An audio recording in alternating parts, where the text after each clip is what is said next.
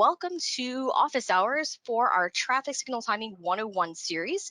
We're very happy to have Pete and John joining us today. So we had a lot of questions that came in from the during the session we didn't get a chance to get to. We also had a couple submitted during registration. So we wanted to take this opportunity to just kind of have an informal session, go over some of those questions.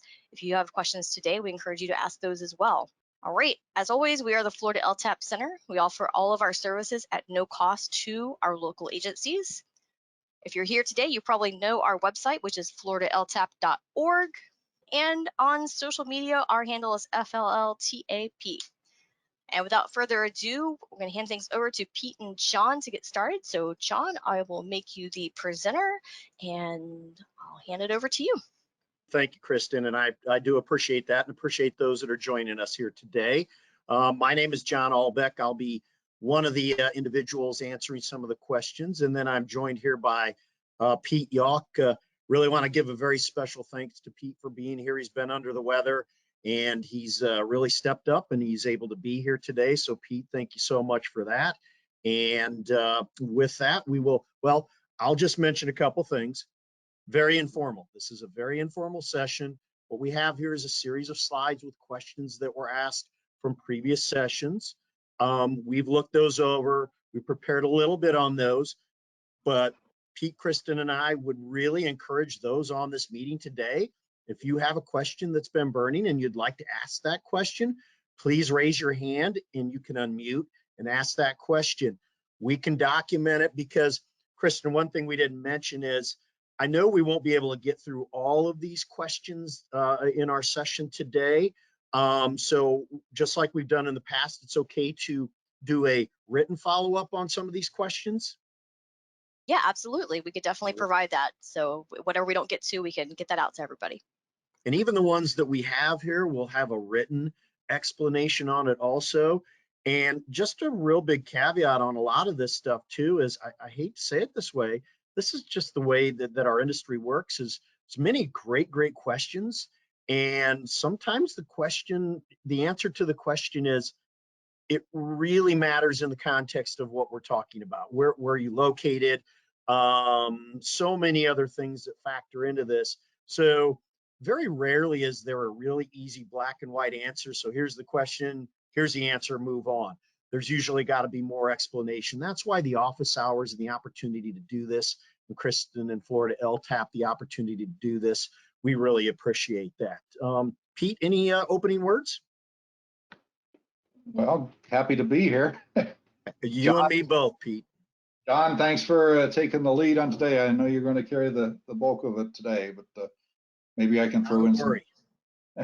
Couldn't do it without you, Pete, so appreciate you being here. So with that underway, let's jump into it. So what we have is a series of slides here. I've got 54 slides, questions from previous sessions. We're just going to jump. I'm not even going to go into full screen mode. I'm going to bounce around. There were some questions on some software tools and such. So you'll see me bounce around a little bit in the slides. Just as an FYI, I happen to be in Pennsylvania today. That's where I'm at today. And Pete is in Florida. So if you can see my screen with the 74, mostly cloudy, that's what it's here in Pennsylvania today. So with that, here's some questions from previous sessions. This came up in session 3, and I actually show a little image of the slide that the question was on. And this is a table from the Florida Traffic Engineering Manual, TEM. And once again, we've said this multiple times, we use tons of acronyms in this industry. So here is a snippet from the Florida TEM table 36-.1. This is something that Pete had talked about before. The question on this was, in the calculation, in this case here, yellow interval, there's also the red clearance interval. There'll be some other questions on that. The question is the approach speed the same as the speed limit? And that was what you're looking at there is slide 9 from that presentation. So I'm going to start it, and I'm going to ask Pete to please add in color comment as he will on this one, because I know he's got a lot of knowledge on this. My answer to this is, once again, it depends. And what I mean by that is, look at your agency practices. So I know I'm stealing something from another question that comes up, and I'll bring this up in a few moments. There's some guidance in the manual on uniform traffic control devices. This is what we talked about before. This is the document that if you're in the United States or anything governed by the United States, you shall follow what's specified in this manual, Part 4 for signals. That manual says to come up with your yellows and red intervals, you need to use engineering strategies, calculations. I believe the word's calculations. I actually have the real quote in just a moment. That does not, the MUTCD does not specify what to use for a formula, for a speed, for any of this. So then it's down to the agency that maintains the roadways. In the slide you see here, this is Florida. Florida shows the approach speed, and there's some guidance on there. In my humble experience, many of the times what we're using is the posted speed limit. I do a lot of work in Ohio. Ohio's kind of grabbed on and used what's in an NCHRP report that will use the speed limit +7, +5, -5, depending on if it's a left turn or through movement, yellow, red, whatever it is. Once again, it's what does the jurisdiction specify in their policies. Pete, do you want to add anything on this table here in regard to the Florida DOT? Right, John. Florida has standardized, just go ahead and use the posted speed limit. As John's mentioned, there are other agencies that say, do a speed study. In fact, the ITE recommended practice it goes through a number of ways to come up with the approach speed. And one that they do is to take the approach speed or the speed limit and add 7. Which they found is about the average of what people are doing on an approach given a posted speed. So unfortunately, everyone's speeding. Yep. And for left turns, perhaps to use something less, something like, I think it was 5 miles per hour difference lower than the posted speed limit. But that's guidance. It's just the real issue is it's difficult to do an accurate speed study at a signalized intersection because you would normally want to do it with its uninterrupted travel through the speed study. Perfect. Thank you so much, Pete. I know I said it the past couple sessions. It's never ceased to amaze me in my 30 plus years, Pete's 40 some plus years, how often just the questions about these simple calculations of the clearance intervals, because they are that important. And the policies, there's a lot of similarities in policies, but there's also differences. So I'll leave it at this. Follow your agency practices. If you're not sure, ask them and follow that and document whatever you come up with. Have that documented so you have that to stand by. All right, so that's the question there. All right, here's another question related to, we kind of took the questions and I tried to group them up into, all right, these are all clearance calculation questions. So you're going to see a little bit of clearance calculation questions. Sometimes I pre-answer the question on a previous slide, so I might just pass right through them. But this is one now on the red clearance interval, which the red clearance interval, by the way, per the MUTCD is not required. Now, Florida at least Florida TEM requires it. So know your agency preferences and practices and policies. But almost every agency I know nowadays is using a red clearance interval. So I'd be very surprised to see that you're not. I say that, I've seen it on some left turns, but here nor there. The question was, please clarify in the red clearance interval, the width of the intersection for the turning movement is measured along the path of the turn. And the answer there is, in every case I've ever been involved in, the answer is yes, absolutely. And as you can see on the slide there, not only the path of the turn, it's the furthest path of the turn that you can have. And here's the extension of the conflicting movement there. So I don't know that I need to go into much, well, I think this might be one of the questions. Again, there are some agency policies that will say, use this extended far side of the conflicting path. Some will say, use the end of the crosswalk. Some will say, use the end of the crosswalk if this is within 40 feet. So once again, where to measure to, where to measure from, make sure you understand the local practices and policies of your local jurisdiction. Where I'm at here in Pennsylvania today, PennDOT has what they call their traffic signal portal. So if you're ever working in this area, just Google search traffic signal portal, and more than you ever want to know in their publications and such that are right there.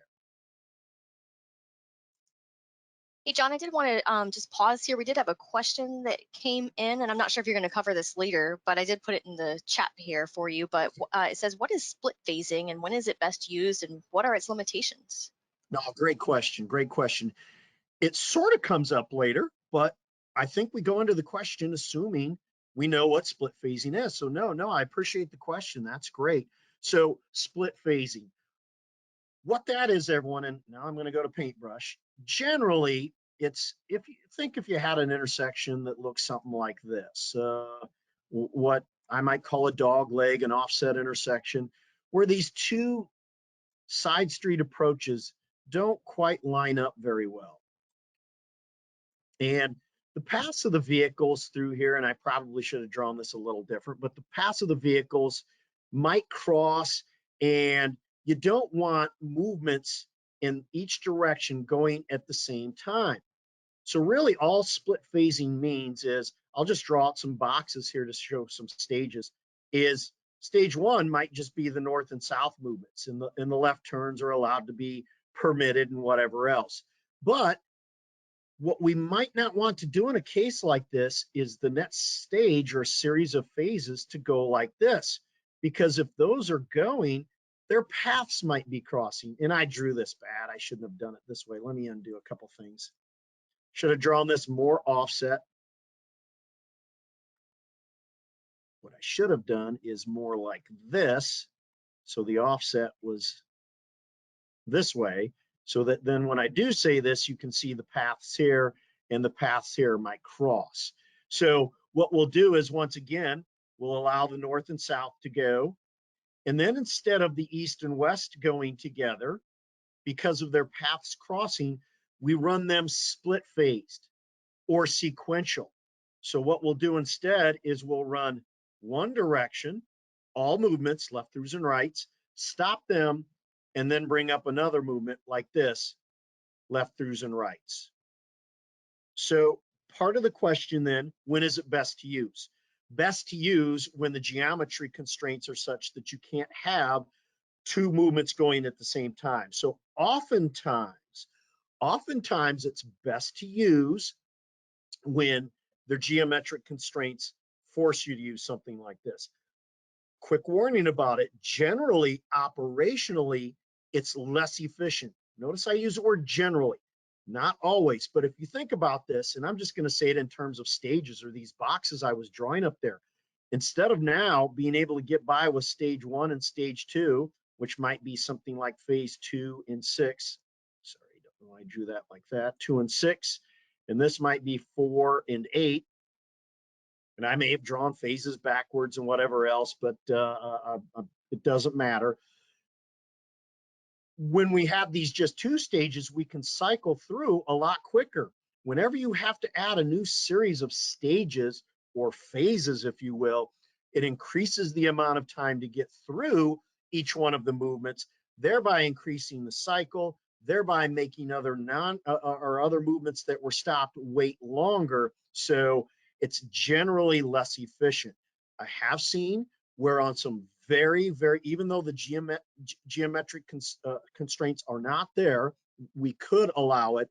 I've seen some locations where they will still run split phasing simply because one of the movements is an extremely low volume movement and it skips all the time anyway. And it doesn't have an associated pedestrian crossing with it. So I have seen that.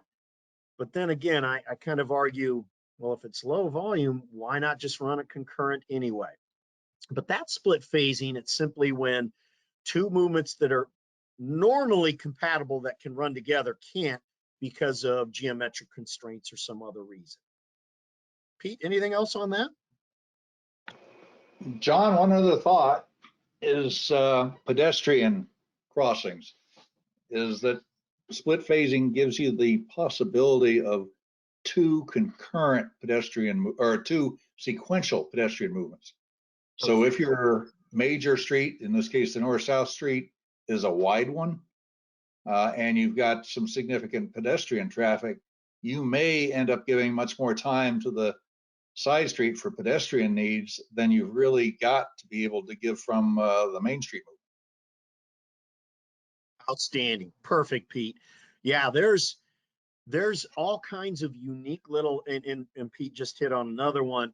And we've gone to places where there's just very unique geometry. And what Pete said there, because of the pedestrians, well, if we phased it this way, we could actually allow the pedestrians to cross during both stages and do it in 2 stages or other things like that. So a 2-stage pedestrian operation. So there's all kinds of unique situations. The most common would be geometric constraints, but never say never. Thank you, Pete. All right, let's go ahead and continue on then. And yes, Kristen, please do not hesitate to unmute and throw in the questions, because I think as they come up, that's very appropriate in particular for this session here. All right, will do. Yeah, perfect. So there was a question from part 3 also to my point here, as it said, Synchro typically rounds up grade percents to whole numbers. What Synchro outputs might be affected by grade values, and does it matter if the program rounds up grade values? So, good question. Now, I want to be real careful here. We're kind of mixing apples and oranges here a little bit. And this was my fault when answering the question or speaking about a particular thing. Now keep in mind here, a big part of the grades that we talked about in the previous sessions had to do with the grade as it goes in to influence the clearance calculations, in particular, that yellow interval. I won't bring up the formula again, but in most jurisdictions, that grade factors in. It does in Florida, it does in Pennsylvania and Ohio, Nebraska, wherever I've ever worked. So that is a factor that goes into calculating what your yellow clearance value is. In Synchro, the grade value is actually used for something completely different. And I have Synchro open here. I'll just go into an intersection here. This is actually a US 301 in Florida, right by our office in Tampa. Not that it matters. And I'm going to go into, this is the software Synchro that's used to analyze signalized intersections. Well, also unsignalized and roundabouts to some extent too. But I analyze signalized intersections and calculate delays, levels of service, queue lengths, all based on capacity analysis method that is based on the Highway Capacity Manual, or HCM. If I go into this lane settings window, you are going to see a value in here for grades. And in this case, as you might expect in Florida, doesn't surprise me to see a lot of zeros. Okay. But keep in mind, and on the graphic here, this is actually, and I know it's impossible to see, so I'll even do this for a second. You can see here, -8, 5, 2, -3. This is actually the project I'm working on this week while I'm here in Pennsylvania, much hillier. We have some grade values. In Synchro, the grade value does nothing to the yellow values that are in Synchro. The grade values have to do with the calculation of what you see down here, this calculated saturation flow rate. In Highway Capacity Manual theory, what happens is if you have an approach, and let's say that here's your roadway going down, and then here's your intersection right here, if I could do a 3D view, and vehicles are coming down this hill and are going up this hill, and your signal is right here for these intersections. As they go down this hill, that grade has a positive impact on the saturation flow. To rehash just a little bit, the saturation flow was that value that was started with the value of 1900 in the highway capacity manual. Said, hey, for every single lane with 100% green and you had ideal conditions, you could get roughly 1,900 vehicles per hour per lane through that approach. But we add a signal, so we stop them, so we get less. We're going up a hill, we're going down a hill. We have heavy vehicles, we have all these other things. What starts to happen, everyone, is factors start to get applied to this based on lookups, tables, other things from the highway capacity manual to start to increase and decrease the saturation flow. So if I could just show you here on this synchro model that I have, look right here, the ideal saturation flow is 1900. The calculated saturation flow is 3,622. I'm not going to go into every factor that was into that 3622, but one of the big ones is start with a 1900, multiply by 2 lanes, then other factors. But just watch this 3622. If I put in a grade of 5% up, positive, you see how that goes down. Watch if I put in a -5. That goes up. So in synchro, it's a capacity thing, not a clearance calculation thing. So this then factors into your capacity, which factors into your volume to capacity ratio, which factors into your delays, and hence you would start to see your volume to capacity ratios changing based on that change also. So that's how it's being used in synchro. In synchro, you put in the yellows and reds. This is not a calculated value in synchro. So indirectly, the grade also factors in synchro, because if you're going up or down a hill, that changes your calculation of the yellow time. The yellow time then factors into synchro's lost time calculation. So indirectly, it's also impacting the capacity in synchro, but very indirectly based on your input yellow and red clearance values. I know a very long-winded explanation, but it's much more to it than meets the eye. The follow-up part of the question there was, does the rounding in synchro have an impact on it? The answer is yes, slightly, but for what we're doing in a case like this, rounding the grade in synchro, this is my humble opinion, I have absolutely no problem with rounding the grade in synchro because it's being used as a capacity calculation. Rounding the grade for a yellow clearance calculation, I'm not going to do. I'm going to use it out to that 0.1% value. All right, any new ones come in, Kristen? Nothing yet. Very good. All right, and I won't stop on everyone. You can just add in as necessary. So I'll continue on through here. Again, in clearance, and I know the one just a moment ago was probably more about synchro than anything, but it's a good question. Here's another one.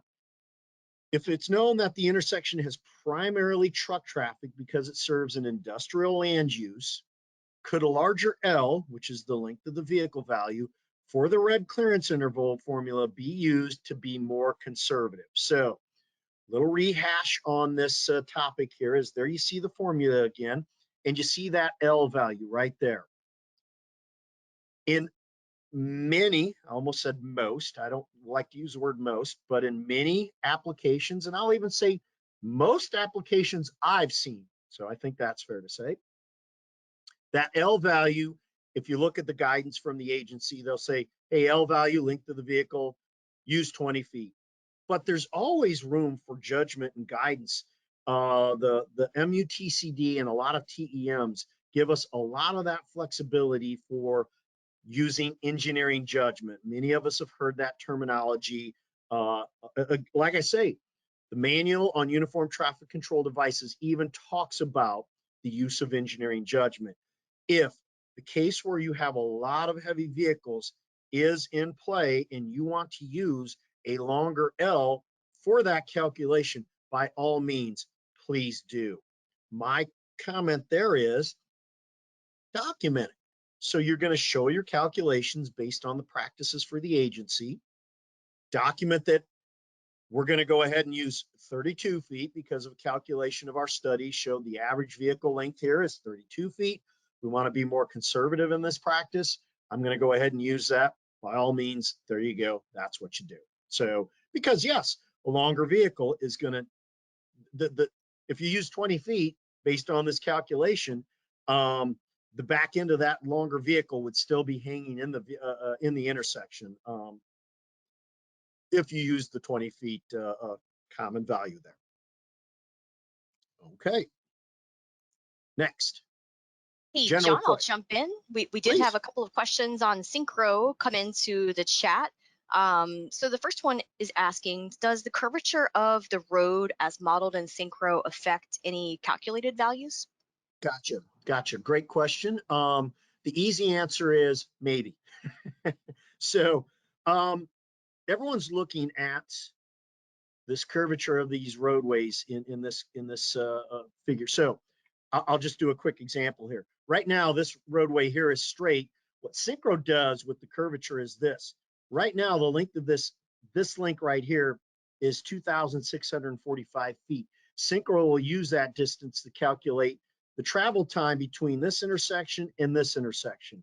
That's then used for coordination. So if the two intersections on each end of a link are coordinated, running a compatible cycle in Synchro, that would mean double, half, or equal.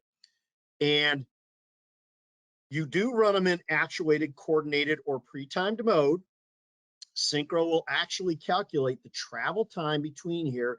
It will then calculate, when it's calculating the delay for this southbound through, it will calculate the arrival pattern, integrate that over the departure pattern to come up with the delay for that intersection. So if they're arriving on the red, that arrival pattern gives us a large figure. So they're arriving, well, I better be careful not to get too into the geeky stuff here, but it will calculate a higher delay if they arrive near the start of red than if they arrive near the start of green.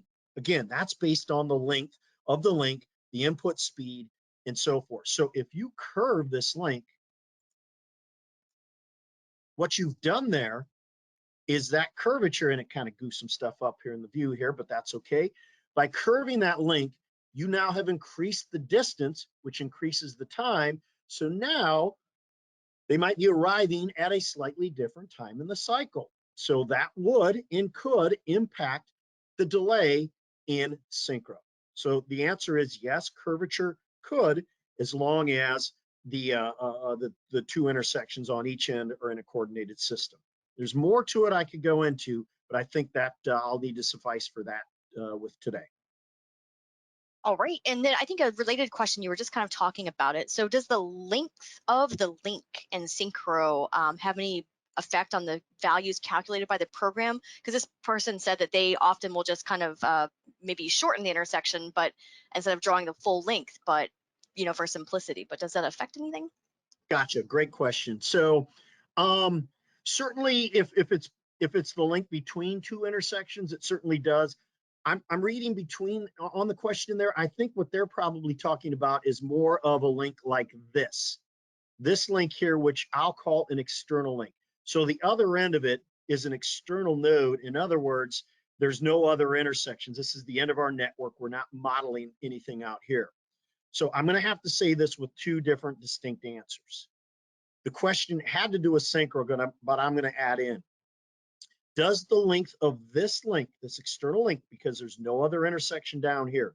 By the way, the length of this link, yes, that of course matters because we have an intersection on each end of it. But does the length of this link matter in Synchro? The easy answer is no, not to Synchro. Synchro is not doing anything with its calculations.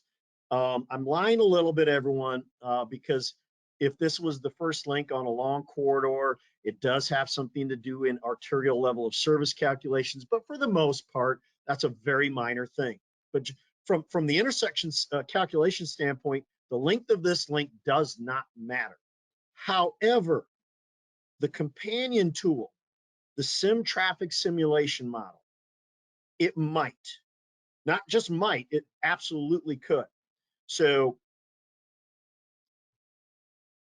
SimTraffic is the companion tool that is the micro simulation tool and in fact, I'm going to click this button, save this. There's a SimTraffic simulation tool here. So Synchro is the macroscopic deterministic tool that calculates delays and its measures of effectiveness based on, for lack of better terms, equations. SimTraffic is the microscopic simulation tool that will build that model. And I'm not going to let this run completely. I just wanted to, and there's probably going to be a little bit of latency here. But now you actually see an animation with some vehicles that are on a network here. In a micro simulation, your measures of effectiveness are actually calculated based on measuring every individual little vehicle's position, aggregating that all up at the end of a simulation, and getting delays, queue lengths, and so forth based on actual observations from a simulation here. To answer that question, if you start with a really short little entry link and vehicles are trying to enter this network, so this is pretty long, but if they're trying to enter this network in a simulation world and the length of the link is so short that the queue of vehicles is backed up to the end of the link, those vehicles are going into what's known as denied entry. They're, through their stochastic events, are told it's your turn to enter. The model says there's no room to enter. They go into a little parking lot called denied entry. Here's the problem with vehicles in denied entry. Yes, their delay is getting calculated why they sit in denied entry, but the queue length in SimTraffic is not being measured. You may or may not care about that. So if you're worried about the queue length in simulation modeling for these links, make sure that the length of the link is long enough such that the end of the simulated vehicles would not back up to the end of that link during simulation. One other quick thing I'll add on that, if the link is really short also, and you have a lot of turning movements at the end of that link, sometimes you don't give them enough time as they enter to make appropriate lane changes, and the simulation model can do wonky things like stuck vehicles. So it never hurts to make your links a little bit longer. So I know a long-winded answer again, but and it was two parts. It depends on if you're using Synchro or SimTraffic. Here's my humble opinion. If someone asks me and they go, well, we're only using Synchro, I'll say, are you sure? Are you sure someone's not going to eventually take that model and run a simulation with it? You saw how easy it was. I clicked a button. By the way, there's way more to it than meets the eye, but I just clicked a button. Someone might click that on and get some false results because of a short little entry link. So my suggestion, use longer entry links. You can go up to 20,000 feet for the length of a link in Synchro. If your queues are longer than 20,000 feet, you've got some serious problems. So I'll leave it at that. Everyone's going to be afraid to ask questions. I'm too long-winded. I'm sorry. Let's see here. Next question in the slides here. And again, every one of these questions in the slides, we've at least started to answer in written format also. So that's why I like to get your questions from today in here first, and because you'll get our responses to these in written format too. But this is just to go through them to add some more context to it also. It's a quick general question. So many intersection designs, timing designs are done based on volume counts. Yes, they are. Based on comments from that's Pete and I and maybe others, it sounds like speed study data is critical too because of through speeds or turning speeds. What would the speakers recommend? Would the speakers recommend speed studies be part of the study material for any traffic engineering design involving signals? I'm going to start and then have Pete add in here. My start is this: more everything. If I have unlimited budget, so there's the key word, budget, right? So if I have unlimited budget, and not just budget in terms of cost, but budget in terms of time, the more you can give me, the better we can make this. So if I can get speed studies, and be able to use that in my design, whether it's timing, whether it's the actual design of the component layout. That's going to absolutely supplement and make our design theoretically that much better. Pete said something just a moment ago, though. Speed studies can be very hard to do near signalized intersections. You're getting queuing that's building up. You're being influenced by the slowing vehicles in front of them. So it's finding that true place where you can get good free flow studies. Now, one thing we do, and this isn't necessarily just a speed study, we'll do travel time and delay studies with GPS enabled devices and actually drive the system before and after. That I find very critical. Even though I'm here working on some signal timing, we're not going to do travel time and speed studies on the corridors I'm working on right now until the school session has started, because it's heavily influenced these areas by the schools. So is it recommended? I'm not going to use the word recommended. If we can get it, yes. Travel time and speed for signal timing projects on a coordinated system, my answer is I heavily recommend it. But for other designs, say for clearance calculations, some of those things, we already mentioned that it's very difficult to get that and have good reliance on those values. Pete, did you want to add anything on that? John, for the actual design of the intersection, I like to have some good speed information.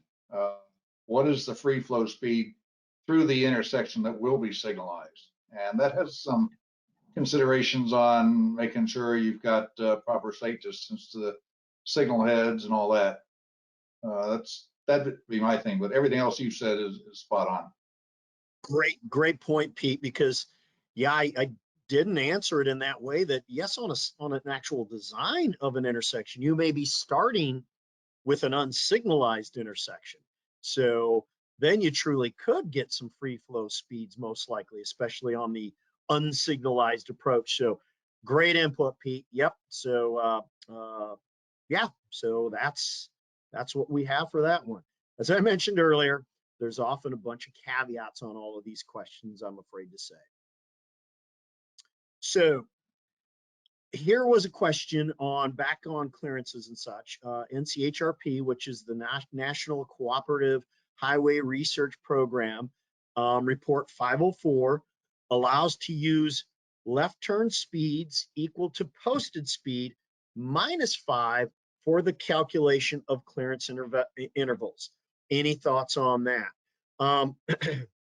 I brought up a link here because my friends in Ohio at the Ohio DOT, it's not 504, and I meant to look this up before the session, and I apologize. They're putting you on the spot for a second. I'm thinking of the NCHRP report that talks about clearance calculations and the +5, the -5, the -1 second from the red. Do you off the top of your head remember that NCHRP report? Sorry, not right off the top. Nope. I meant to have it looked up and missed that. But it is included in the discussion of the ITE recommended practice that's out there, and it is an option. You know, if you don't want to do a speed study, and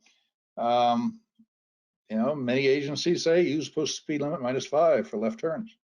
Absolutely. So I'll just bring it up here.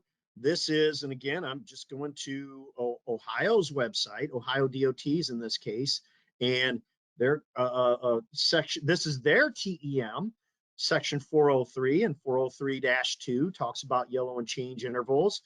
You could then go into, and there's more guidance in what that would be called their SDRP, signal design reference package. And they will start to go in, and for the clearances, see tables below, and it will have different guidance. You'll see here, posted speed limit -5, posted speed limit +7. So you'll use the information based on these tables if you're working in Ohio. So once again, it's based on that. Any thoughts on that? So I've kind of been, at least my initial reading of that NCHRP report, I was kind of a fan of it in M, but that's just me. So I have no problems with any agency based on their justification using whatever is deemed to be the best practices there. So John, I could please. add, it all assumes that the posted speed limit is based on what everyone accepts as being the criteria of 85th percentile speeds. If you were in an area where politically it was decided to make the speed limit lower, and oftentimes when you do that, you don't see an actual reduction in speeds, then you may be shorting the value of the yellow and the red clearance times. That's a great point, Pete.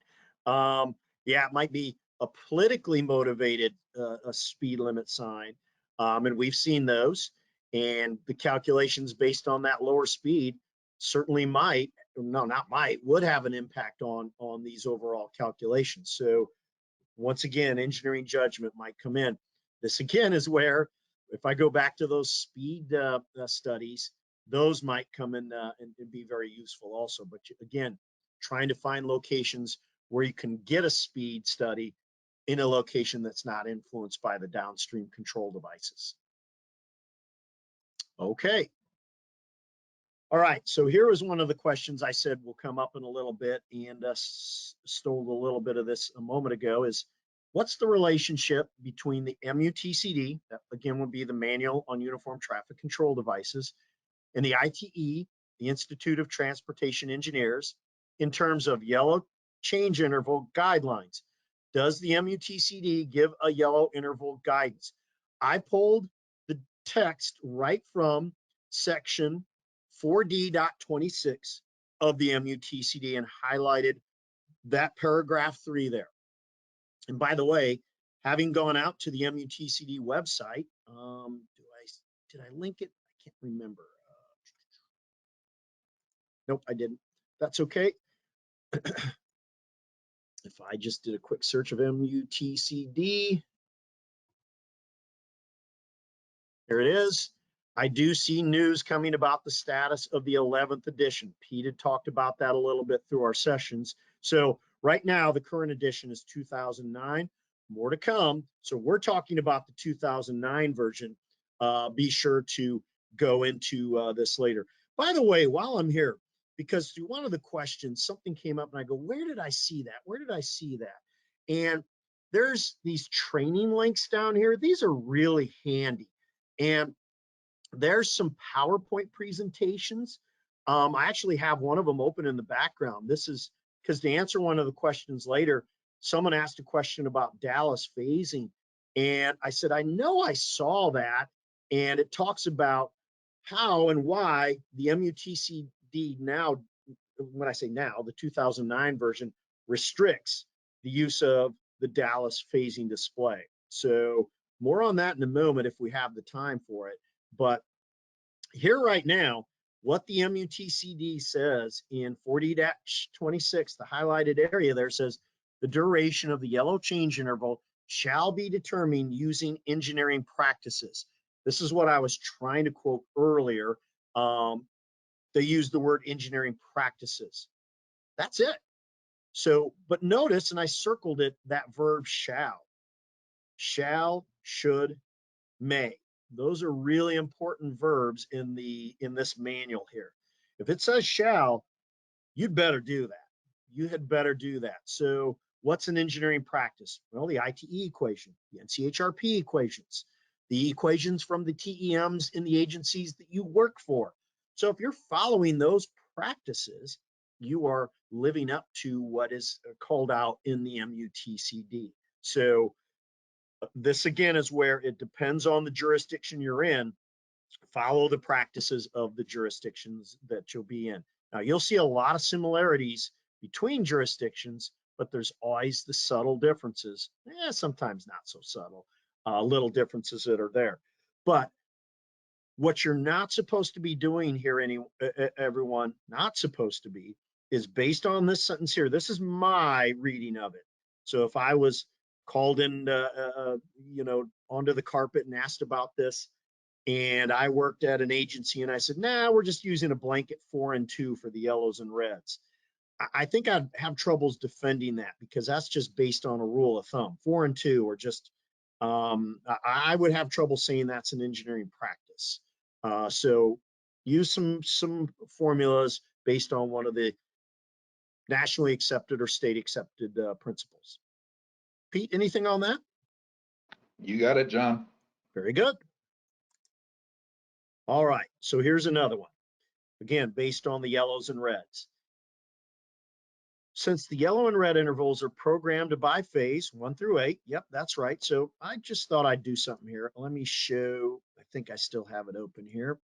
Yeah, this is just a virtual controller. So this is what the front panel of a controller would look like. So if someone went in to that front panel of a controller and they were to go in and enter in the controller data and put in the vehicle timing data, and let's say that I'll just do the summary so you can kind of see it all here. And I know we did this, I think we did this in earlier sessions. You'll see what phase 1 through 8 and things such as the walk times. Phase by phase, these parameters are being input. Minimum green, and if I'd have to go down, and that's fine. And there's other ways I could have done that. But you'll start seeing there's the yellows and red times, red clearance, phase by phase.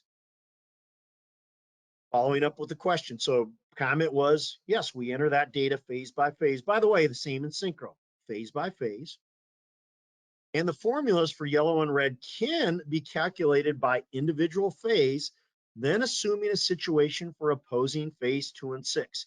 And I know this is a little hard to see here, so I'll read the question, then I'll expand this a little bit. So they're talking about 2 and 6. In my graphic here, 2 and 6 would be east and west.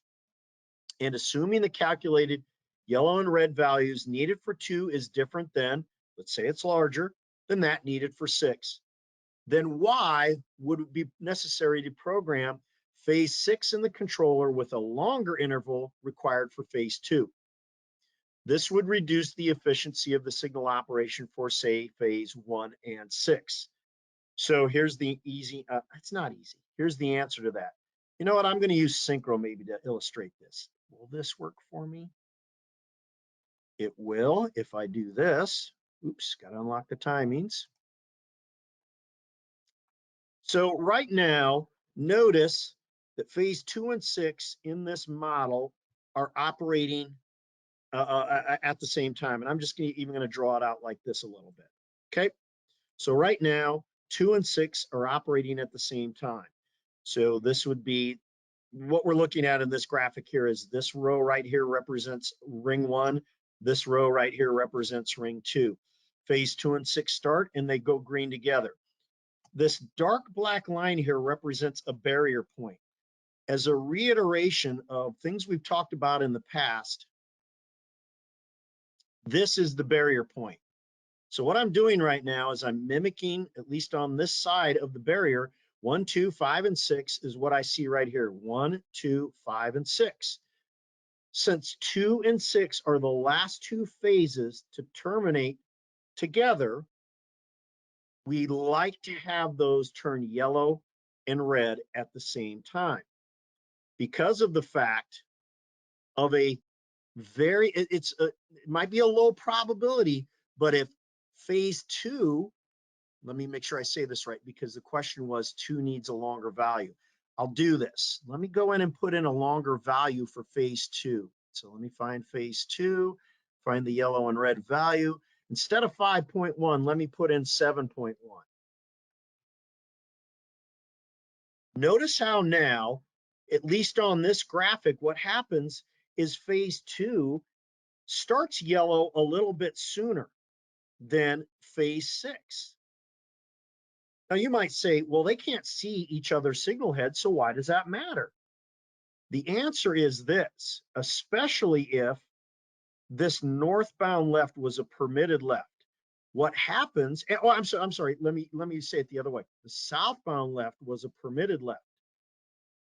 The southbound left might see, unless it's a flashing yellow arrow, might see the yellow indication go yellow for them with phase 2. When this goes yellow, the opposing through is still green. So you start to have a little bit of an opportunity for a trap here. So it's just good practice to set the opposing directions to have equal the opposing directions that end at the same time at the end of a barrier.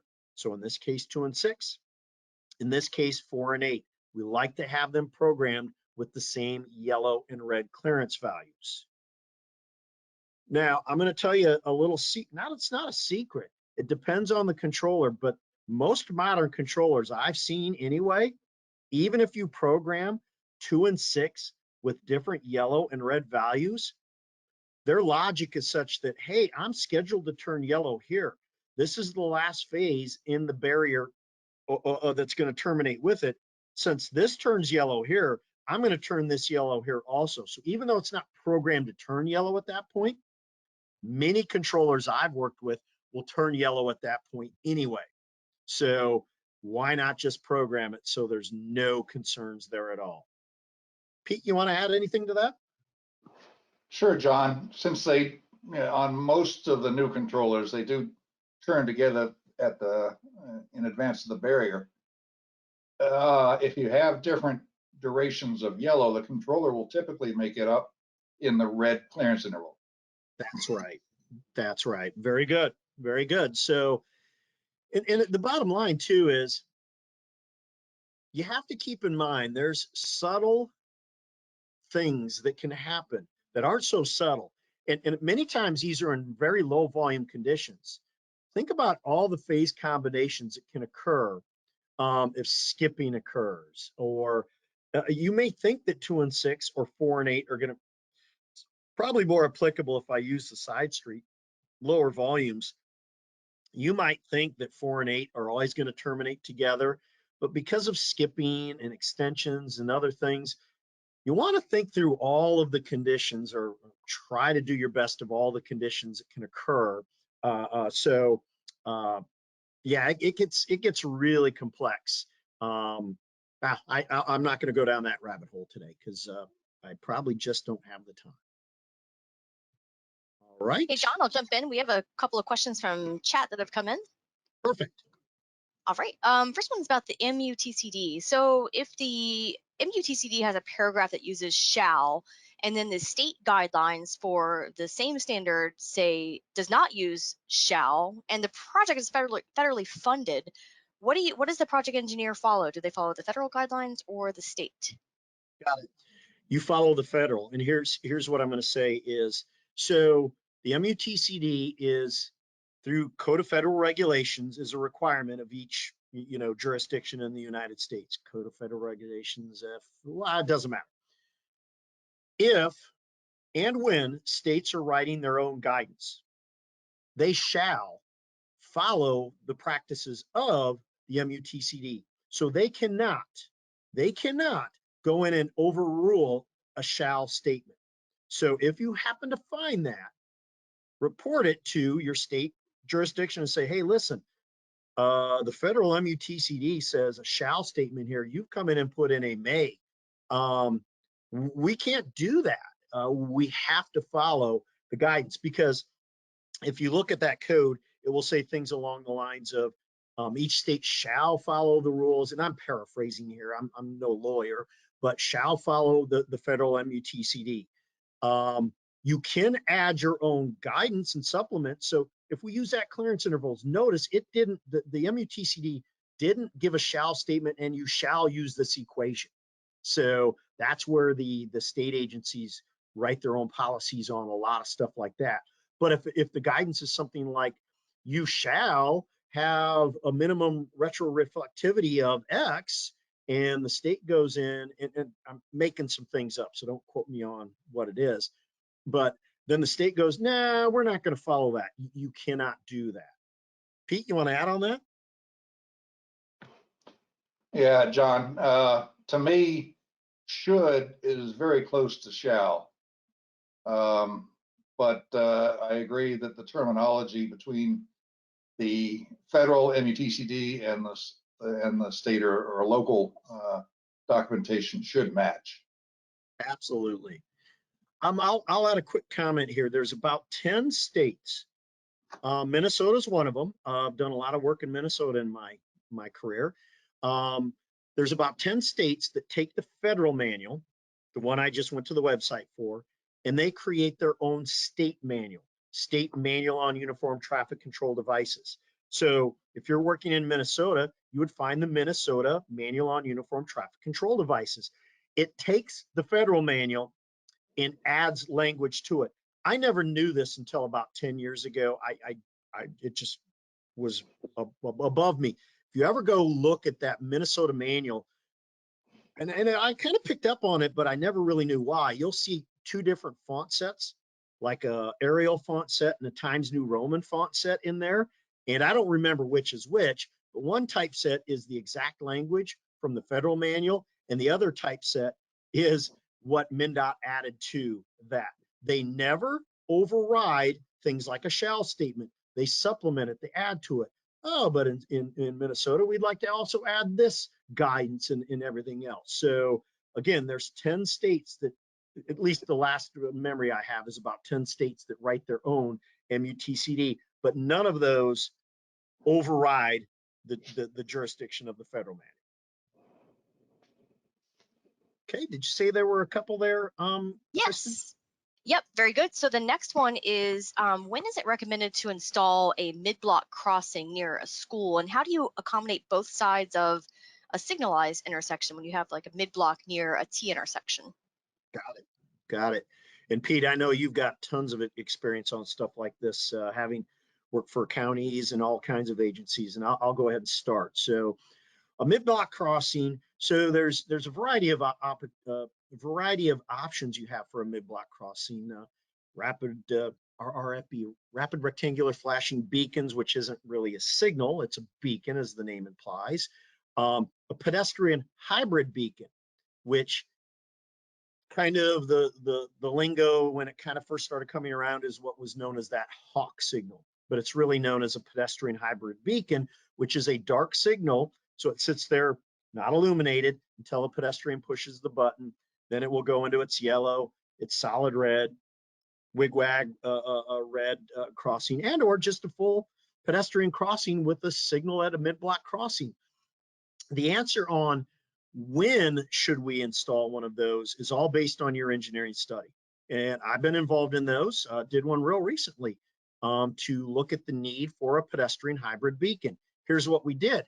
We went in for this particular location, and this happened to be in Ohio in this case. And Ohio had guidance on the installation of a pedestrian hybrid beacon. And it had, I don't remember, maybe 20 scoring criteria to go in: pedestrian activity, proximity to school, availability and space for this. So geometric constraints. And we went through all of these criteria, wrote an engineering document. I wasn't the one doing this, I was involved in it. And the easy answer is you study it. You do gap studies, and you come up with a justification for the need for this mid-block crossing device. Pete, what do you, I know you've got tons of it, well, lots of experience on stuff like this. Sure, John. And I think probably the best thing would be to refer, if you're in Florida, refer to the traffic engineering manual. There's a whole section in there on treatments for pedestrian crosswalks at mid-block and unsignalized intersections, including a series of warrants or criteria for the use of the RRFB, or the pedestrian hybrid beacon, or a full signal. For example, if you've got a high-speed location, you definitely don't want to use RRFBs. You want something that gives more clearance time and more alert time. So that'd be my suggestion is really get into the requirements of the TEM if you're in Florida and follow those guidelines. Perfect. Thank you, Pete. And I think I heard in the question, or maybe I just read into the question this way, was the operation of that. Well, of course, if it's an RRFB, it's not going to be tied in and coordinated with adjacent signals around it. But a PHB/Hawk or a full signal could be operated as a system with the signals around it. Notice the word I said could be. I'm not saying it must be, should be, anything like that. That again is based on an analysis that you'd have to perform. My humble opinion is if the space is there and it's for pedestrians, whenever you tie it into coordination, you often are making those pedestrians wait longer because it has to be in a certain window of opportunity to register the call for it to then to not break coordination, allow it to bring up its walk indications to cross the main street. And if you're going to make pedestrians very impatient,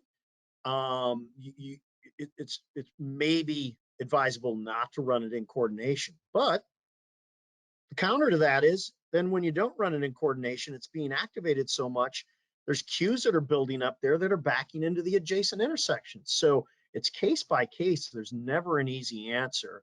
But I think my default, this is me, my default is I would prefer to not run it in coordination, but if I have to, I have to. So I'll leave that at that. Any other questions come in from the group here at this point, Kristen?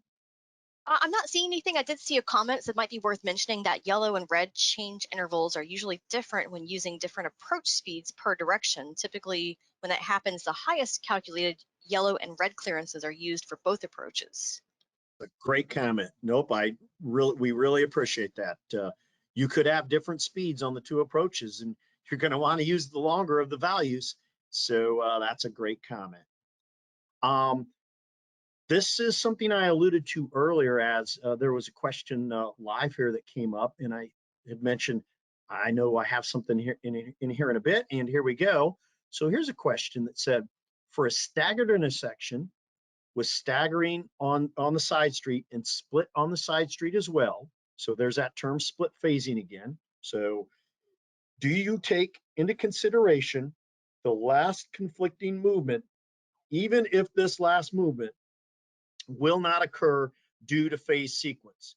So what they're really saying here, everyone, is, and I'm going to even expand on this a little. This is actually a location I was at yesterday. So I thought, oh, this would be a nice example I could kind of use as an illustration. And often when we're calculating that distance, that length that a vehicle has to, the path they have to travel, I just scratched up here in Google Earth real quick. Consider this path right here. And yes, this movement here and this movement here, these are split phased. They do not go at the same time. So the question was this: what if this phase actually goes first, then this phase goes second? So if this is first and this is second, then after this movement is probably one of these movements. Okay. So why would I have to calculate and use this distance all the way here, all the way to this location here, this conflicting movement here, when this is always before this? So this should not come up after this. The answer to that is it might. What if everything else skips? All other movements skip. Ring rules, controller rules are such that if everything else skips, it just keeps going on to the next up phase, the phase that actually has calls and demand necessary. So even though under normal loading, under normal volume levels, this always goes first, then this goes second, and then this goes third, that's maybe not always the case. So you have to be careful due to skipping types of operation. You need to be careful. This still could potentially happen. If you don't want to calculate it based on that, you'd better ensure you program things, some logic in the controller that would never allow this movement to come up right after this movement. So we always want to be careful with this. Like I say, just because under normal operation things operate in a certain order because of low volume and skipping and other things. By the way, also think about a lot of these locations are going into adaptive type of algorithms, not just the controller logic, but adaptive algorithms that may be given the capability to change phase sequence, phase order, if you will, based on its algorithms and so forth. So it may happen because of that. So my easy answer is always calculate it based on the worst condition that could potentially happen. John, one additional consideration, emergency vehicle preemption will. Thank you, Pete. Yes. I'm so glad you said that. What Pete said there is just because under the normal phase operation, here's how the phase sequence goes. Stage 1, stage 2, stage 3, stage 4, and then return. Emergency vehicle, train preemption, drawbridge preemption, whatever it is, preemption. When you go into preemption, it has a unique sequence of events that it goes through and or termination, if you will. So because of an emergency vehicle, as an example, the order of the way phases occur might be totally unique also. So great point, Pete. Okay, here's another question, another synchro question. So this was one, and I will say this about synchro. Let me read the question first. I've noticed in synchro, there is also an option for minimum gap. Could you please define this? So you'll see over here, and this is a synchro window, and you'll see a row over here called minimum gap. There's also this value known as vehicle extension, but it's also related to two other settings below there called time before reduce and time to reduce. So if you ever hear this terminology known as volume density gap reduction, that's what this setting in synchro is. By the way, if I went over to this little virtual control, I'm not going to go try to find it. But if I went over here, it may not be called minimum gap. It might be called something else. But yeah, here we go. We're getting into some, let's see, actuations before.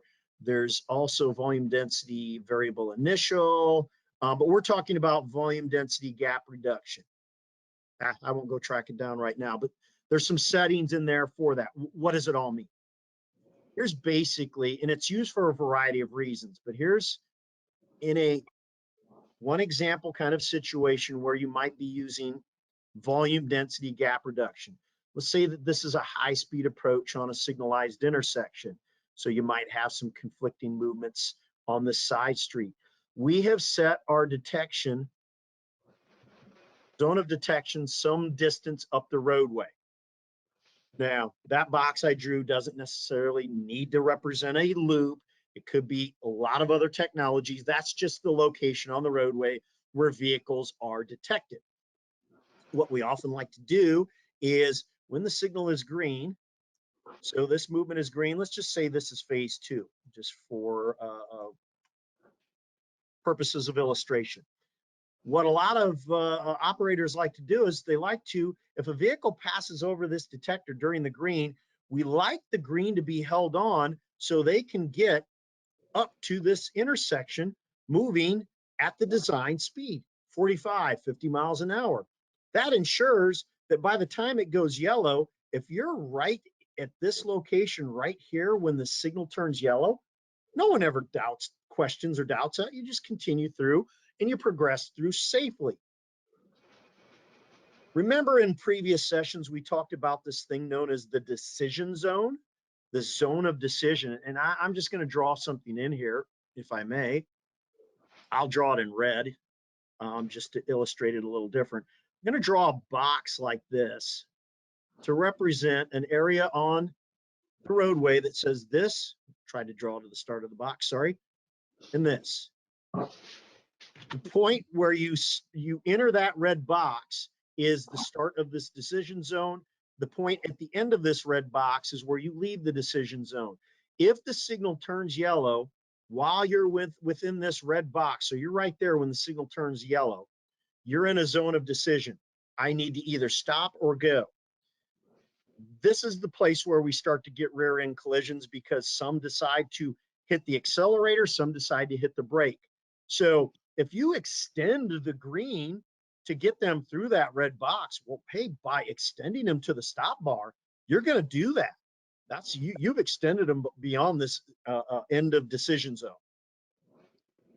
But that might require a quite lengthy extension. Maybe that's something like 6 seconds. Now that might not sound like a long time, What that means, everyone, is every time a vehicle passes over this detector right here, it continues to reset that countdown timer 6 seconds. And another way to say this is if that's a pulse detector, every 6 seconds of vehicles arriving, it keeps resetting that extension timer, holding the green on. Now, if you're this vehicle sitting right here, this is you sitting right there, you start to get frustrated. 6 seconds may not sound like a long time until you're that vehicle and it continues to hold the green on longer and longer and longer. By the way, side note, at some point, that phase 2 is going to reach its maximum limit, its maximum timer, and terminate anyway. So we do have an upper max timer. But here nor there, if you're holding it 6 seconds, you might be holding on that green time and frustrating the vehicles on the side street. So what some will do is they'll say, you know what, during the start of the phase, we're going to hold the green time with 6-second extensions. But at some point, really all we need to do is get them some 2 seconds away from plus or minus, depending on the design speed. If they're within 2 seconds, we've got them out of the decision zone. So what if I go from 6 seconds down to 4 seconds? So at the start of the phase, let the extension timer hold the green time, reset it to 6 seconds. But at some point, I'm going to say, no, I don't want to keep holding 6 seconds. Let's go down to a more shorter, a little bit more snappy operation so the vehicles on the side street don't get as frustrated. And we reduce it down to a minimum gap of 4 seconds. So in synchro speak, if I was here in synchro and I went over in that setting and I had for this phase 2, I had a vehicle extension of, make sure I'm in, yep, 6 seconds. And then I put in a minimum gap of 4. What I'd want to do is say, how long do I want to use the 6-second extension? That's the time before reduce. 20 is an arbitrary value right now. There's guidance on this, but for purposes of this discussion, I'm just going to do this. What this is saying in synchro and in the controller, during the first 20 seconds of the phase 2, when it starts, every vehicle within the first 20 seconds that passes over that detector resets the extension timer to 6 seconds. Then what you do is, we don't normally jump right to 4 seconds. We'll go from 6 to 4 seconds a little more gradually. 6, 5.8, 5.6, whatever it is. So at 22 seconds, 24 seconds, 25 seconds, let's say for the next 10 seconds, I want the extension timer to be reset to something between 6 and 4. So the time to reduce is 10 seconds. Now, over the next 10 seconds, so 21, 22, 23 seconds, I'm resetting it somewhere between 4 and 6, depending on where you're at on that linear path, that linear curve of the extension timer. But once you've reached 30 seconds of time, 20 plus 10, we're now at 4 seconds of minimum gap time, thereby reducing it and hopefully, and still giving decision zone protection, but reducing the extension timer to make it more snappy operation to get that side street up a little more quickly. Another location I see the use of this minimum gap with a large vehicle extension would be something like this. Could be a side street, could be a main street, doesn't matter. But let's say you even have, in this case, some stop bar detection. So there's your detection. But on this approach, there's a lot of trucks. So here's your truck. But in front of those trucks is a car or two. Well, if you're using some extension like 3 seconds, what could happen is, because these cars can be pretty quick, they might jump off that detector. By the time this truck can even get over that detector, because of the startup time, the lag in starting up from a stop condition of a truck is longer. They may not be able to get up there to say, hey, I'm here, hold the green on. And you might gap out and terminate to yellow, and that truck can get very frustrated. Once the truck is rolling and moving and we've had a green on for 20 seconds or so, now the trucks are rolling. Now we might not need a long extension. So what some will do is they might say something like, let's run a long extension of like 6 seconds, but after 20 seconds, let's reduce down to 3 seconds. Let's do that over 15 seconds. I'm making up numbers. And then after 35 seconds of time, we're using that 3-second extension because the trucks are now rolling. That's that volume density gap reduction. That's the setting in Synchro. That's a setting in a controller. There we go. Okay. Next. All right, Pete, I might lean on you a little bit on this one. My experience in traffic engineering has all been in North America, so mostly the US and Canada. So let's see, here's the question. And I think this might have come up on one of the sessions. You might have mentioned it, Pete, but I'll read it here. I've seen outside the US, green indication flashes about 3 times before turning yellow, and the same for yellow and red. Is that something to consider in the US? Pete, I know you've talked about this before. If you don't mind, I'll throw this over to you. Sure, John. I know in a number of Canadian provinces, they use a flashing green indication as an advanced green or as a trailing green. That's basically is the same as a left green arrow. That may be what you're talking about, or are we talking about some sort of? No. I think this is one of those, Pete, where it's flashing green to give a warning that you're going to turn yellow. Yeah. It's like a pre-yellow, if you will. Yeah, and or a lot of people follow the countdown pedestrian signals. They can see the numbers and see Yep. how much time they've got before the yellow starts up. I think our connected vehicle technology is going to provide something like that in a dash warning in the future, and perhaps we don't need to have a new display that might be confusing. 100%. I love it. And what Pete said there is our industry continues to change. And quite frankly, we're sometimes a little slow to adopt things in our industry. But when other industries, the car makers and the manufacturers, their checkbooks seem to be a lot bigger. So they'll do things above and beyond what we can do. And part of that is this connected technology and the onboard dash units.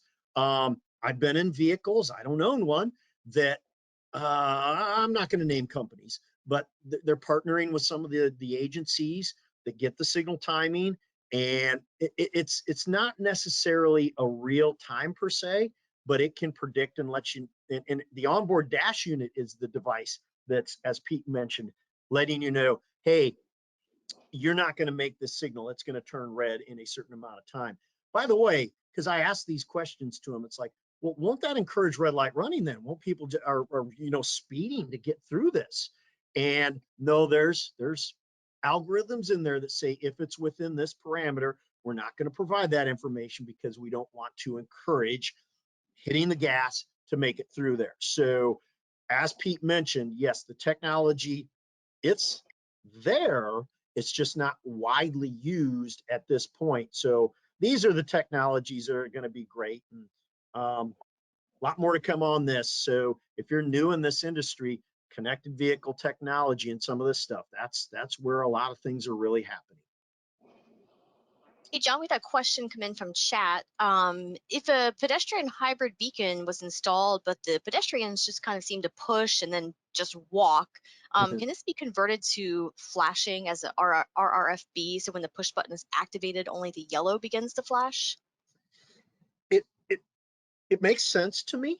And that goes back a little bit to my comment on I answered the question about whether we coordinated or not. And let's face it, when we're all pedestrians, I shouldn't say all of us, but I've seen way too many times folks push the button, look both ways, and it's wide open. Just go and violate, the crossing. Would this be a case to maybe go to an RFB? I could certainly argue that 100%. One of my concerns I see, and trust me, this is not blaming the pedestrian at all, because, but let's face it, they're the most vulnerable user of the facility out there. One of my concerns I see with some of these devices is a false sense of security. So we push that button, it starts giving the flashing, and we sometimes blindly just start walking and not looking. And you see some unfortunate near misses. And I haven't personally seen a case where it's been, knock on wood, an accident, but you know, as a driver, we need to be on the lookout for those pedestrians. As a pedestrian, make sure that you're making eye contact with that driver and ensuring that they're going. So long-winded answer. I could make a case for that. Pete, did you want to add on that? John, I would classify an RFB as a warning device, Yes. where your pedestrian hybrid beacon is actually a control device. The RFB doesn't tell the driver that they have to stop. It's just to alert them that there is someone in the crosswalk or waiting to use a crosswalk. And under pedestrian crosswalk laws, you're supposed to yield to the pedestrian in the crosswalk. Whereas the PHB, the hybrid beacon, has a red indication that you're required to stop for. So that's Absolutely. consideration. No, it's like a lot of those things. Yes, I think most locations, if the pedestrian's actively in that crosswalk, the vehicles by legislation need to stop. But that legislation means nothing to me if that pedestrian does get hit because the vehicle was not paying attention and is a lawbreaker. So, you know, but I like the clarification on the difference between the PHB and the RRFB. And I think if you look at the history of the PHB, a lot of that was developed, put into place because the volume warrants for a full pedestrian signal required pedestrian volumes to be so high. Was it somewhere in the 20 an hour or 32 an hour, depending on different considerations? So there's a significant requirement for pedestrians for a full signal. The RFB being defined as a beacon RFB and the PHB both being defined as beacons, could be installed with much lower volume pedestrian traffic. Wonderful, wonderful. Any others come in, Kristen? Oh, yeah, we did have one more that came up here. It says this person, they have 9 signalized intersections on an 8-mile segment with bike lanes on both directions and crosswalks at each signalized intersection. Can they install pedestrian and bicycle counters on each signalized intersection with crosswalks? Or if not, where would you recommend those to be installed? Pedestrian bicycle counters. Pete, you probably have more experience on this. It actually looks like they are wanting to unmute. So as our first taker, Please. so yeah, let me. I haven't done this in a while, so give me just a second. Let me see if that worked. Wonderful. So you should now, Sarah, you should have ability to unmute if you want to find the microphone button on the side of your control panel and just click on that. You should be able to unmute and speak. So let's see if this works. Not hearing anything yet. All right, so why don't you all talk about that? We'll see if we can get that working. We will. And absolutely, Sarah, if you want to unmute and add in or anything, please do. We do appreciate that. So I'll start here, and I have a feeling I may not be getting to the root of the question, so I will apologize ahead of time. So pedestrian counts. So whenever we do a project and we're getting counts, we're almost exclusively doing those counts with video counting equipment. So whether it's MyoVision, counting cars, whatever it happens to be. These technologies, these counting devices, the camera that we put on the side of the road and capture that count, those are going to give us the counts by classification. They're even good enough to be able to tell us things such as bike on the bike in the roadway, bike on the sidewalk, how many pedestrians, the direction they're crossing, and so forth. So we always get that information. We want that information. If, for instance, the bike use is maybe the primary use, maybe we're setting the, and we've done this on some locations where we've set the signal timing for the bikes, not the vehicles. So it was a one-way street in the downtown, and we set the timing for the bicycles. And that was just the way the facility was designed. So we want all of that information. The technology is getting better all the time. So in real world applications, it's getting better, whether it's video. If I went back to that one controller, you might have seen there was a setting that said bike minimum green. And what that means is if a bike is detected and they're on a red, that minimum green needs to be longer for that bicycle. So that's in real time. The controller and the logic and the detection device is picking up the presence of a bicycle so that we are providing the proper allocated timings for those bicycles. And pedestrians, again, often have push buttons. They might have a passive detection, which we talked about through these sessions. And that changes the timings. So the key there is having the proper detection devices that can sense the presence of these. The other nice things about this I'm going to add too is we're now getting these technologies with signal performance metrics that aren't just looking at measures that look at vehicle measures of effectiveness, but bike and pedestrian measures of effectiveness. For instance, I can think of some outputs from some of these tools that will look at pedestrian violations. And what that means is it knows, hey, the state of the signal was in don't walk, but the detection sees that a pedestrian was in the crosswalk during the don't walk, or the solid don't walk, and the opposing, the conflicting movements are in green. So it can add those up and let you know how many violators and such that you have too. So the technology is getting better and better. So I don't know if in my long-winded discussion there, if I answered the question, but hopefully I did. And don't hesitate to unmute. All right, thanks, John. We actually have another taker on wanting to unmute. So David, if you are there, you should be able to click on the microphone. It'll be red, and then, yep. So if you want to talk, I should be able to hear you. Thank you, Kristen. Can you guys hear me? We can. Yes, we can. John, Pete, this is David Shampoo. Just wanted to say thank you so much for just the continuing efforts that you guys spend for Florida LTAP webinars and all the signal timing stuff. It's fantastic, outstanding. I have forwarded so many people in the industry, you know, younger engineers, signal techs, folks that have been in the industry for years, to a lot of these webinars. And thank you, Kristen to LTAP, for recording these and making them available. So I just want to say thank you for all that you do, and we all keep learning from you guys.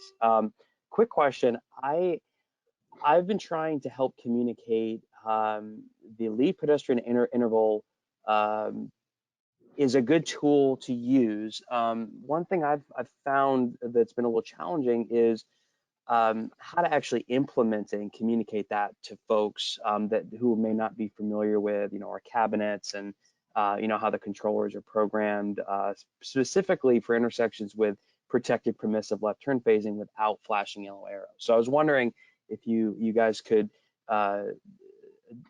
talk a little bit about maybe your experiences with LPI implementations and being mindful of those types of things. Wonderful. Well, David, great to hear from you. And Pete, I told you buying him lunch would pay off in the long run there. So You only had to buy him lunch? We know David, so David, really appreciate it, and great question. We do thank you on that. So I'll start, and then I know Pete can add a lot here too. And by all means, David, follow up, add some of your experiences and such here too. So we'll have a discussion here. So yes, presenting and highlighting the benefits of the leading pedestrian interval. And David, you're probably familiar with this one. I'm quite certain you are, but for the benefit of everyone on this recording and listening here today is a Florida Cutter, Center for Urban Transportation Research, I think, Yep. has a great document on the leading pedestrian interval, and it has warrants on the use of the leading pedestrian interval, and has a lot of good language in that backing up when and how and why to consider a leading pedestrian interval, the benefits of it. So I find that as a very good document. We could add a link to that in a chat or a follow-up with this discussion. But if you did a web search, anyone on here, for Florida CUTR, leading pedestrian interval, you'll get it'll probably be your first hit in your search. Pete, what could you add? Yeah, David, I heard you talking about protected permitted using basically the 5-section head, not the 4-section flashing yellow arrow. He did. Yep. Yes, Yeah. yes. Yep. And there can be some unusual situations with that the 5-section doghouse. For example, if you had a leading left turn, and let's for visualization purposes call it northbound. We have our green arrow.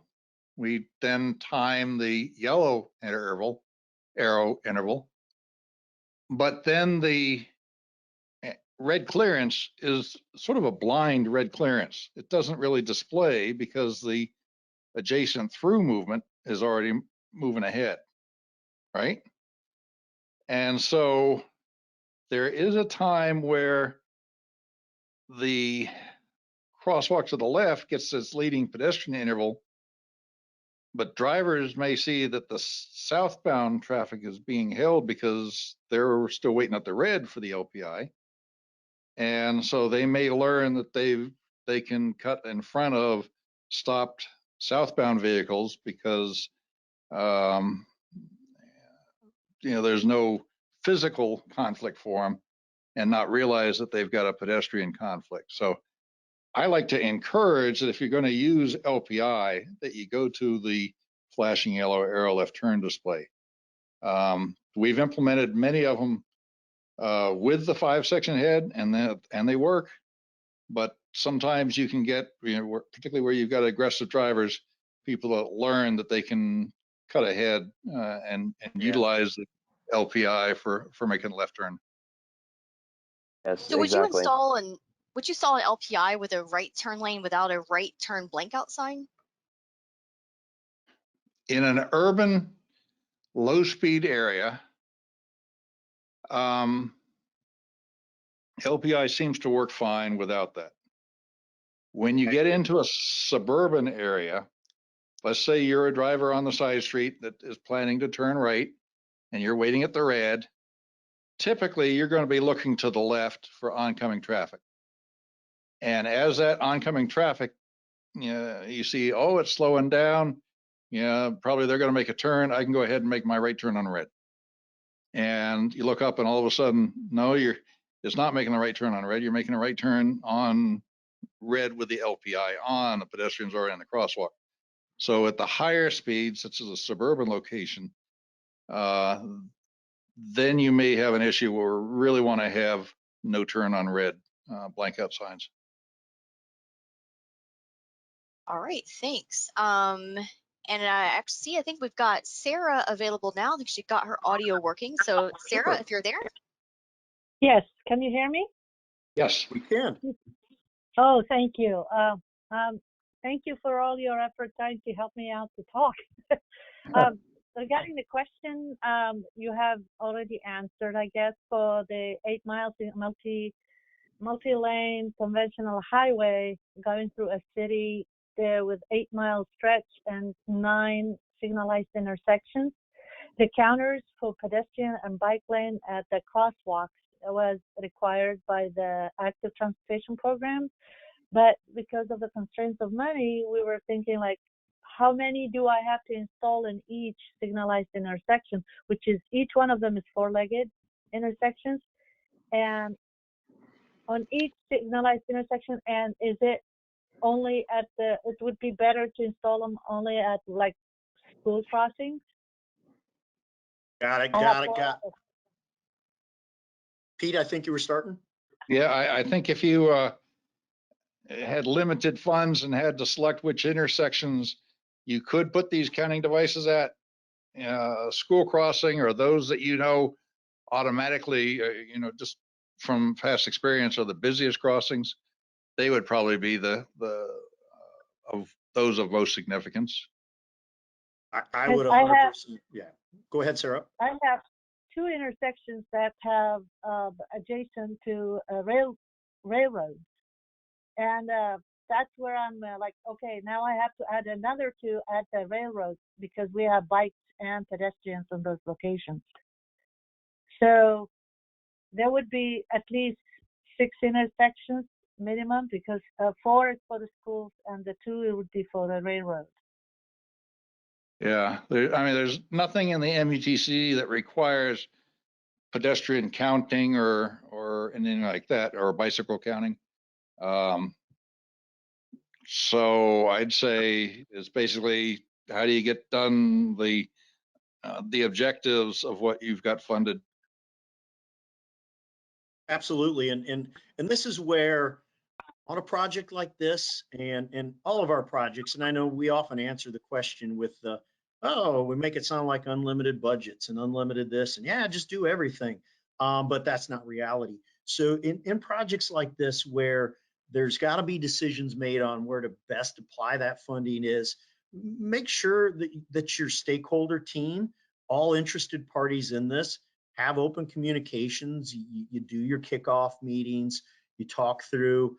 And oftentimes individuals of those stakeholder groups know the area so well that they could tell you, well, the bikes really congregate around this area. We need the counts here for sure. You know what, that other area, it'd be nice to get a count, but maybe instead of a full 8 hours worth of data, maybe we could suffice on 2 hours worth of data, thereby helping the budget.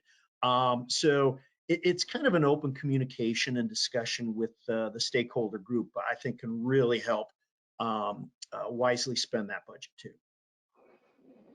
All right, thanks so much. Thanks to both Sarah and David for speaking up. If anyone else would like to, just raise your hand or send me a message in chat. We still have about 15 minutes left. John, we did have another question earlier that came in.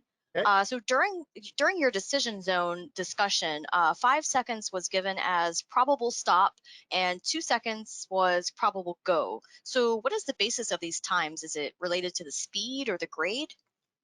So both, and there's, you can find, and it's, so when I used, and I tried to put the tilde symbol by there, in both cases, I may have missed that, but it's within the range of 5 to 2, but speed would be the biggest factor. And there's been a lot of research on this, and you can go in and find the graphs that show at this speed, here's the distance back, where 90% stop, here's a speed where 90% proceed. So there's been a good amount of research over long histories to come up with those decision zone ranges. And in fact, been involved in signal design manuals and such. And a lot of the guidance on the placement of this is especially going back to the good old days of where you had to physically place a loop detector or something in the road. So physical something in the road. It wasn't non-intrusive. So we would base that location of that first upstream detector based on decision zone limits. Hey, here's our design speed. Here's where they enter the zone of detection. But to account for other situations, let's even put it up above and beyond that. So yes, there's been a lot of research on that. And it is based on speed and grade also. All right, excellent. I don't have any more questions, so let's go on with some of the ones that we have prepared. Moving on. All right. So my home state of Iowa, someone had a question, and Pete, I know you talked about this, but the question being, Do you say that Iowa is one of the states that differ from the norm on entering the intersection on yellow? And if so, how does Iowa differ?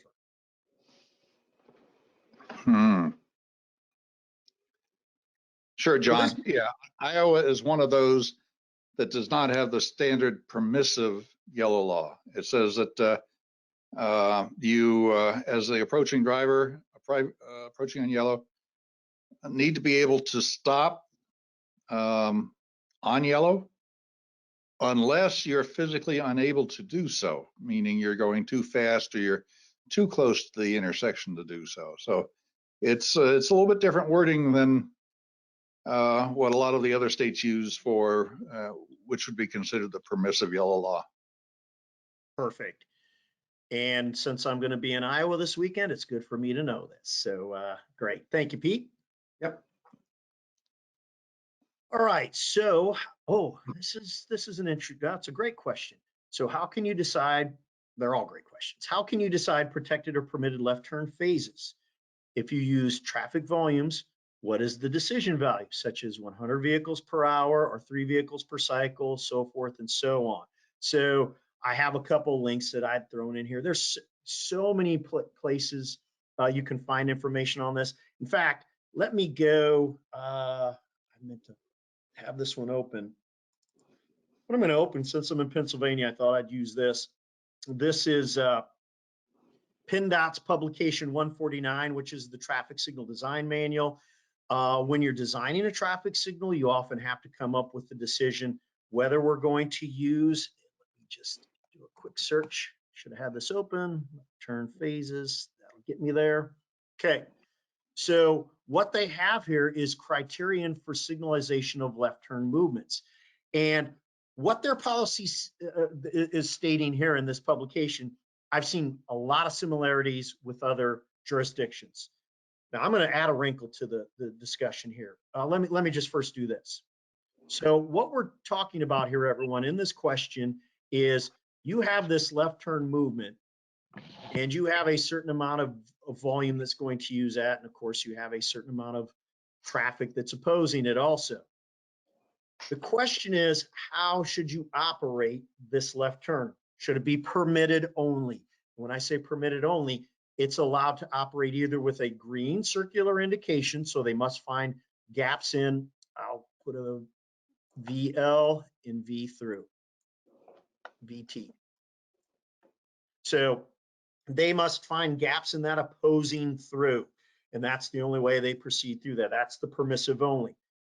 There is the protected only, and that would be the type where it's a 3-section arrowhead with a red arrow, yellow arrow, green arrow. So they're only allowed to operate with a green arrow. Every other time they sit there during a red arrow. There's also the protected and permissive. And I know I'm saying something everyone on this call probably knows, but just to make sure we're defining this correctly. Some might say protected permissive, protected. So there's different ways to say it, but protected permissive indication would be the kind where they're allowed a protected portion, a green arrow, and then a permissive portion looking for gaps in oncoming traffic, which could either be a green ball and or a flashing yellow arrow, dependent on your signal head configuration. How do you decide? Yes, one of the big criteria for all of these studies often encompasses volumes, the volume for the left and the volume for the opposing through. And what we usually do is we usually take a cross product. So we take the volume of the left and the volume of the through, and we come up with a result. And if that result is above a certain threshold, either in a table or in language, it says, oh, you need a protected arrow. Oh, if it's that high, you need a protected only arrow. So that's what guidance in this would be, criteria for this, based on the volume, and it will give you, I called it a cross product, they might call it a conflict factor, but it will say, hey, consideration for protected permissive when a separate left turn lane is not present. A separate left turn lane is present. Here's some thresholds for that cross product based on the conditions you'd see there. You'll also see, and then here's even some more based on geometric conditions. crash records, geometry, vehicle characteristics, adjacent traffic signals. And there's even language in here at different points that talk about engineering judgment. The wrinkle I wanted to add to this, everyone, is this is in a signal design manual. So the signal design is, hey, what kind of signal head are you going to install out there? Because, hey, based on this design, you need a protected only. You need a signal indication that can do protected and permissive. But you've met none of these thresholds. It's going to be permissive only. So you could put up whatever signal indication that is. I work a lot more on the operations side. And this is what I like about the flashing yellow arrow is I've been involved in designs of, hey, not only for the design of what the indication is, but if you give me a flashing yellow arrow, I might run it with different modes of operation on a time of day basis. Sometimes of the day it might need protected only. Let's run it that way. Sometimes of the day it might need protected permissive. Let's run it that way. Sometimes of the day permissive only. Let's run it that way. So not only on a design basis, but a time of day basis as an operator might do. So long-winded answer to a question, but there's all kinds of guidance all over, and I had other links to MnDOT site and all of that, but don't hesitate to email Peter Ryan. We can point you to some of these resources. But these resources, your first source to go to is your jurisdiction you're working for. And if you can't find something for them, I would suggest you ask them. And if they say, well, we don't really have anything, we're relying on you, then I would say research some of these other locations and use that. Pete, anything to add? John, I think you nailed it. Very good. Awesome. I think we have another question coming in from David. Super, David. Thank you, guys. Yeah, John, I echo what Pete just said. You nailed that, and it leads perfectly into the next question, which is a lot of folks will often ask with lead lag, left turn phasing, specifically for coordination purposes, what's the best choice? And when I'm building my timing plan in Synchro or True Traffic or Passer or TransSync or whatever tool I'm using, how do I figure out what's the best option for that left turn phase? And one thing I wanted to get your guys' opinion on is we often forget about the connection with the ring and barrier rules that John has previously pointed out in previous webinars, which is among the many reasons for lagging a left turn phase. We have to remember in our timing design, if we lag a left turn phase because of the barrier rules, that left turn phase and that split time is going to have to stay up with the adjacent through phase until the yield point before crossing the barrier to the side street. And so often if you set it up right, it's advantageous. But for people that may be new to this and new to signal timing, that piece of information may not always be available or well known. So I was wondering if you guys could talk more about that. Absolutely. Great question there, David, and comments also. Appreciate that. So let me start here. As David was commenting there, there can be benefits to operating signal operations in a leading and lagging condition. And as you were talking, I was kind of peeking to see if I could find a true traffic file real quick, and I couldn't find something here real quick. But generally the reasoning to lag a left turn is because it provides better coordination in two directions along a street. You lead one direction because the through volume is arriving earlier. You lag another direction because the through volume in the other direction is arriving later. They're not arriving at exactly the same point. So by doing that lead lag, we can provide good flow, good bandwidth is a term I'll throw out there too, for both directions by doing this lead and lag. David said this too. One of the downsides is this. Now, based on those ring and barrier rules, that lagging left, you now run that with the adjacent through, and it's going to be the last phase in the barrier. And it may not need all that time, but it's being held on for a long time. So you have this lagging left that just sits there in a green arrow state. Sometimes can confuse people. And but it's got to terminate with the adjacent movement because they're the last two phases in the barrier before we cross the barrier to service the other street.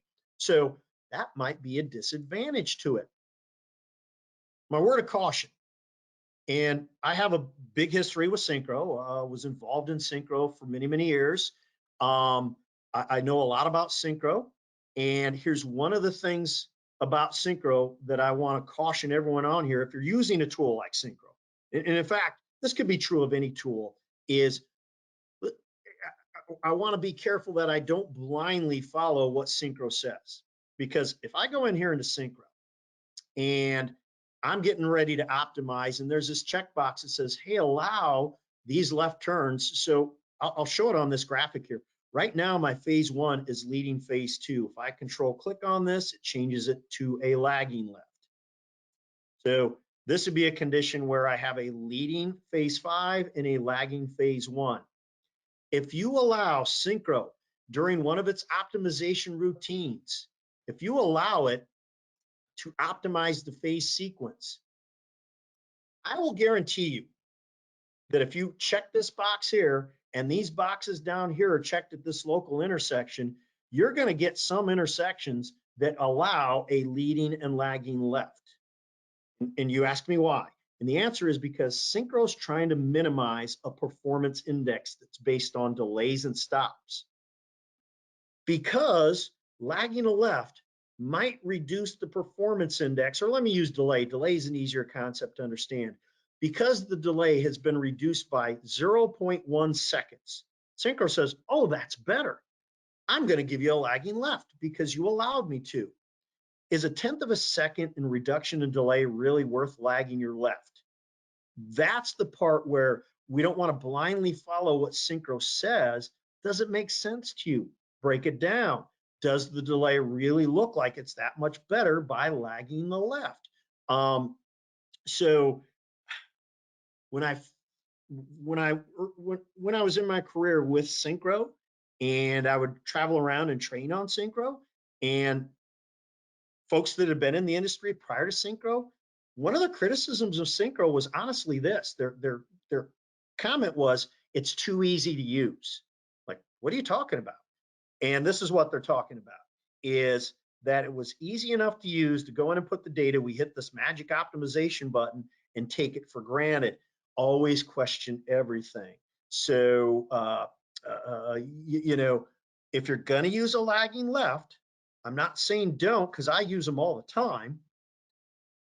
Be sure that you're comfortable with the reason that it is truly providing the benefit that you need. David, I always chuckle because I use the word too. We use the word best to come up with the best alternative. Now I got to define best, and it might be best in terms of delay, but it might be worst in terms of driver confusion and some of those other things. So it's all weighing all of these factors. So great question, David. Pete, did you want to add anything? John, I think you're good on it. Thank you. Very good. Kristen, right. I see we're at the top of the hour. Yeah, top of the hour. Those 2 hours flew by. I think we could probably go for 8 more and probably still not get through all of our questions. So I do want to be respectful of everyone's time. So I think this is probably a good point to wrap things up. As John mentioned, we have prepared the answers to the questions we didn't get a chance to get to. So we're going to just kind of finalize those, and we will publish those on our website. We'll also let you know when those are ready as well. So before I hand things over to John and Pete to close us out, really want to thank all of you for being here today. I hope you've enjoyed this session. We've tried to do these office hours periodically with some of our series, especially the ones that have a lot of questions. Thanks to our 2 folks that spoke during the session. I love the engagement and the conversation, and hopefully next time we can get a few more of you out there speaking up. So John and Pete, thanks for spending these 2 hours with us and preparing all this great stuff, and I'm going to hand it over to you to close us out. Yeah, Kristen, thanks again for setting all of these up, and everyone that attended, David and Sarah, for echoing in. Again, a special thanks to Pete. I know has been under the weather and for being in here and helping out. I still do owe you a couple answers on some of the written questions there, Kristen. But again, just thanks so much, and we look forward to seeing everyone down the road. Pete. Yep, and big thanks to you, John, for really carrying the load. I'm worn out, and it's only and I only sat here and listened for most of it. So I Oh really, no, get some rest, Pete. yep. Well, thanks again, Kristen. All right, thanks, John and Pete. Hope everyone has a great rest of your day. We've got a lot of great webinars coming up, so please check out our website, floridaltap.org, to see what's coming up, and hope you all have a great day. We'll see you next time. Thank you Bye. all.